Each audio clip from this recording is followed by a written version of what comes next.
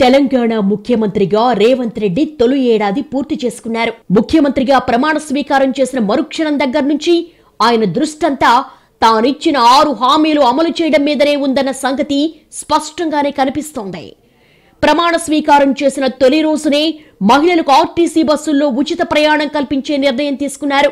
అధికారంలోకి వచ్చిన 2 రోజుల్లోనే ఈ హామీ అమల్లోకి వచ్చింది.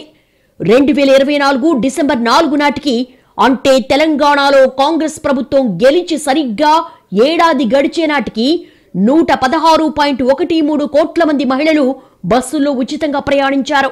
3913.81 కోట్ల రవాణా ఖర్చులను ఆదా చేసుకున్నారు. మహాలక్ష్మి పథకం ప్రారంభించక ముందు సగటున 45 లక్షల మంది ప్రయాణించగా, ప్రస్తుతం సగటున ప్రతిరోజు 58 లక్షల మంది ప్రయాణిస్తున్నారు. ఇక ఉచిత బస్సుతో పాటు ఇదే మహాలక్ష్మి పథకం కింద 500కే గ్యాస్ సిలిండర్ పథకం కూడా అమలవుతోంది. ఇక 6 హామీల్లోని ఇతర అంశాల విషయానికొస్తే, రైతు రుణమాఫీ అనుకున్నట్టుగా పూర్తి చేయగలిగారు. అలాగే పంటలకు బోనస్ కూడా అమలు చేస్తున్నారు. ఇక మరో పెద్ద హామీ రైతు భరోసా. బీఆర్ఎస్ ప్రభుత్వంలో రైతు బంధుగా ఉన్న ఈ పథకాన్ని మరో 5,000 పెంచి రైతు భరోసాగా అమలు చేస్తామని కాంగ్రెస్ పార్టీ హామీ ఇచ్చింది. దీనికి కూడా ప్రభుత్వం సంక్రాంతి తర్వాత పట్టాలెక్కించబోతోంది. ఇందిరమ్మ ఇళ్లపై కూడా సర్కారు అడుగు ముందుకేసింది. ఇందుకు ఇందిరమ్మ ఇళ్ల మొబైల్ యాప్ను ప్రారంభించింది. ప్రతి శాసనసభ నియోజకవర్గానికి 3,500 ఇళ్ల చొప్పున రాష్ట్రంలో తొలి ఏడాదిలో 4.5 లక్షల ఇందిరమ్మ ఇళ్ల నిర్మాణం ప్రారంభిస్తామని ప్రకటించింది.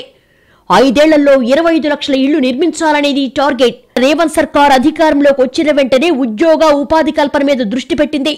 1 కాదు 2 కాదు, ఈ ఏడాదిలో 55,000కు పైగా ఉద్యోగాలిచ్చామని రేవంత్ సర్కార్ చెప్పుకోగలుగుతోంది. అలాగే అనేక ప్రతిఘటనల్ని, కోర్టు కేసుల్ని సమర్థంగా ఎదుర్కొని మరి కాస్త మొండిగానే గ్రూప్ పరీక్షల నిర్వహణ పూర్తి చేసింది. దశాబ్దాల తర్వాత తెలంగాణలో మళ్లీ గ్రూప్ 1 ఉద్యోగాలు రాబోతున్నాయి. గతంలో ఎప్పుడూ లేనంత క్రమ పద్ధతిలో గ్రూప్ పరీక్షలు జరిగాయన్న పేరొచ్చింది. గత ఏడాది కాలంలో 55,143 ఉద్యోగాలు భర్తీ చేసినట్లుగా చెబుతోంది ప్రభుత్వం. యంగ్ ఇండియా స్కిల్ యూనివర్సిటీ ఏర్పాటు చేసినట్లు తెలిపింది. డిసెంబర్ 5 నాటికి ఈ యూనివర్సిటీ వెబ్సైట్లో ఉన్న సమాచారం మేరకు 2 కంపెనీలకు సంబంధించిన కోర్సులు అందుబాటులో ఉన్నాయి. ఉద్యోగాల కల్పన విషయంలో కాంగ్రెస్ ప్రభుత్వ హయాంలో పరిష్కారం లభించిందని మిత్రులుగా ఉన్న కోదండ్రాం లాంటి వాళ్లు కూడా కితాబునిస్తున్నారు. రాజు ఆరోగ్యశ్రీ బీమా పరిమితి 10 లక్షలకు పెంపును కూడా ప్రమాణ స్వీకారం చేసిన 2 రోజులకి అమలు చేశారు.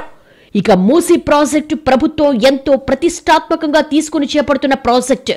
ఇక్కడ ప్రభుత్వం అనేకంటే కూడా ముఖ్యమంత్రి రేవంత్ రెడ్డి దీన్ని అత్యంత ప్రతిష్టాత్మకంగా తీసుకున్నారనేది కాంగ్రెస్ నాయకులు చెప్తున్నమాట. మిగులు రాష్ట్రంగా అధికారం చేపట్టిన కేసీఆర్ సర్కార్ అధికారం దిగిపోయేటప్పటికీ రాష్ట్రాన్ని 7 లక్షల కోట్ల అప్పుల్లో మిగిల్చింది. రేవంత్ అధికారంలోకి వచ్చిన వెంటనే చేసిన ప్రధాన నియామకాల్లో హైడ్రా ఒకటి. ఐపీఎస్ అధికారి రంగనాథ్ ఆధ్వర్యంలో సిటీలో ఉన్న ఆక్రమణలను, నియమాలకు విరుద్ధంగా ఉండే నిర్మాణాలను తొలగించి హైదరాబాద్ నగరాన్ని వరదల నుంచి, విపత్తుల నుంచి కాపాడాలనే సదాశయంతోనే ఈ హైడ్రా మొదలైంది. ఇక ఇతర రంగాల విషయానికొస్తే, హైదరాబాద్ కేంద్రంగా భారీ అభివృద్ధి ప్రణాళికకు శ్రీకారం చుట్టారు. విజన్ 2050 మాస్టర్ ప్లాన్ తో హైదరాబాద్ ను మరింత విస్తరించే దిశగా ముందుకెళ్తోంది. 4th సిటీగా ఫ్యూచర్ సిటీ నిర్మాణానికి సంకల్పించారు. రంగారెడ్డి జిల్లా బేగరకంచెలో ఫ్యూచర్ సిటీకి పునాదిరాయి వేశారు.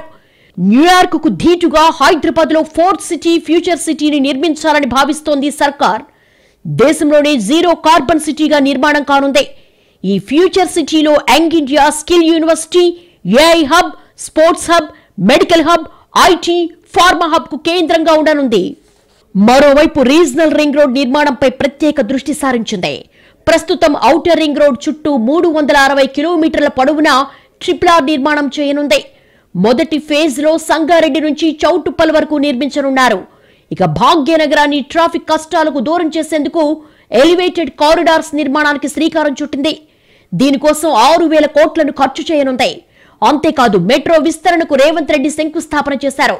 Nagole to Shamshabad, Rayadurgam to Kokapet, MGBS to Chandrayangutta, Miyapur to Patancheru, LB Nagar to Hayath Nagar వరకు 2వ దశలో మెట్రో రానుంది. ఆర్థికంగా రాష్ట్రాన్ని దారికి తేవడానికి పెట్టుబడులపైనే రేవంత్ సర్కార్ ఫోకస్ పెట్టింది.